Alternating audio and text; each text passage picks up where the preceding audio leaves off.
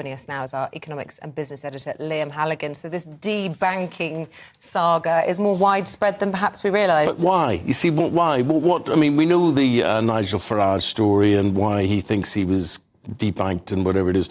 But how can you go to 141,000 businesses and say, we don't like you? It can't all be for political reasons. Just before we get to that, one of my favourite fast food shops names, you can get yourself a nice, greasy after-pub meal in Kilkenny at Abracadabra. Oh, very good, very good. So, look, this is an important story.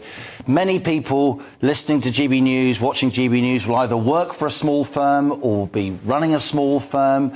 Britain's good at small firms. They drive our economy. They employ 2/3 of us, right, and they drive over half of our what we call GDP, all the transactions in the economy every year.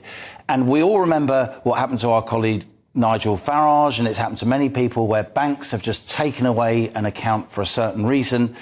And this is happening to businesses too. They're having their banking services taken away, and banks will cite, financial risk and anti-money laundering and all this stuff. But also, banks talk about, in their reasons for closing down accounts, risk appetite. And that means that sort of financial speak for the bank just can't be bothered to provide these services because they cost too much to provide given the amount of money that they make from them. And that kind of rubs up against the idea that if you've got a banking licence in this country, it's an exorbitant privilege, you can literally create money, then you provide services for households and particularly companies that need them.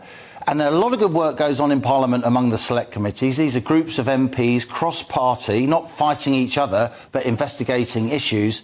And one of the most powerful is the Treasury Select Committee, dealing with financial issues. And they have unearthed these incredible figures. As you said, there are around 5 million business accounts in the UK held by SMEs, small and medium-sized enterprises, by the banks. And in a single year, 150,000 of them, 3%, have been closed. And in many cases, it's against the will of the institutions, of the businesses. Yeah. Imagine you're trying to make payroll. Imagine you've got invoices. Imagine you've got all your systems set up for a certain bank account, would you be taken, and then it's taken away from you. But then could you go elsewhere? Maybe yes, maybe no.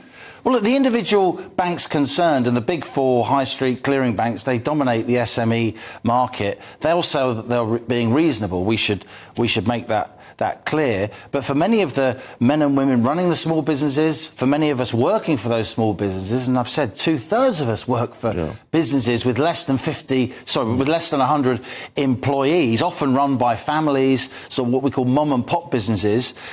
If your sort of financial plumbing is ripped out of your business and your reputation, suddenly you've got suppliers that you pay via your bank account. You're getting money in via your bank account. The taxman's watching what's going on. You're trying to keep your head above water, and so it strikes me, just as Nigel Farage managed to highlight this issue here on GB News, and there was proper change and proper engagement by ministers on this issue. I think if enough of a head of steam can be got up by the Federation of Small Businesses, by media outlets like us, I think we need to really empower our small businesses to push back against the financial services industry that doesn't always make them feel welcome. How can they do that?